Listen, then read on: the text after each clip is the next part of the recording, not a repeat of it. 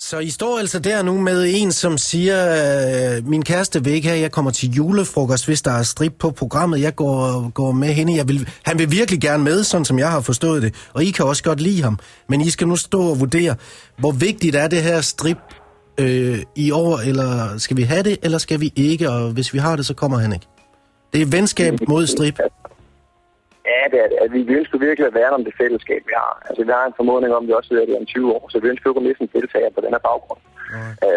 Omvendt så ønsker vi jo heller ikke at lade os diktere af en af deltagernes kæreste, fordi han ikke synes, det er en god idé. Det er jo ikke ens betydning med, at det er sådan, det skal forholde sig. Mads Christensen, bare blive hængende, René. Mads Christensen, de er alle i midten af 30'erne. Det er bare lige lidt bonusinfo til dig.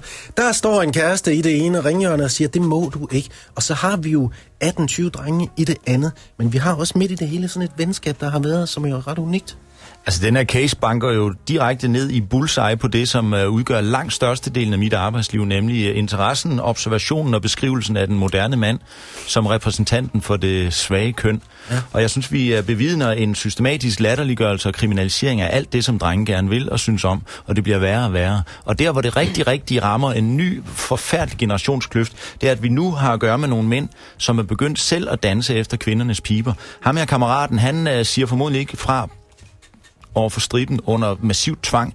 Det lykkes hans kvinde at overbevise ham om, at det er hans egen mening. Og det er altså manipulation af allergrimmeste skuffe. Selv Josef Goebbels. Det er kvindeliste, eller? Det er kvindelisten, og det er aller dygtigst. Og jeg synes jo ikke, at strib er lødighedens højborg, så her vil jeg hellere tale om princippet. Fordi hvis det kommer til, om kammeraten skal ud, eller striberen skal ud, så synes jeg, at striberen skal ud. Men princippet er langt vigtigere end både striberen og kammeraten. Og vi mænd skal ikke acceptere at blive ført rundt i manesen på den måde der. Og jeg synes, at René, han må trække sin ven der i samråd. Eventuelt sende ham til Somalia på 14 dage på den opdragelsesrejse, og lige forklare ham, hvor er det, du kommer fra, mester. Du må ikke glemme dine rødder. Det der, du er på vej ud i, det er et skråplan, og det ender med, at du bliver forladt af den samme kvinde. Fordi når hun har rykket alle dine tænder ud, så skrider hun fra dig. Du er nødt til at sætte fødderne i jorden og have et standpunkt og sige, prøv at høre min skat, vi er sammen.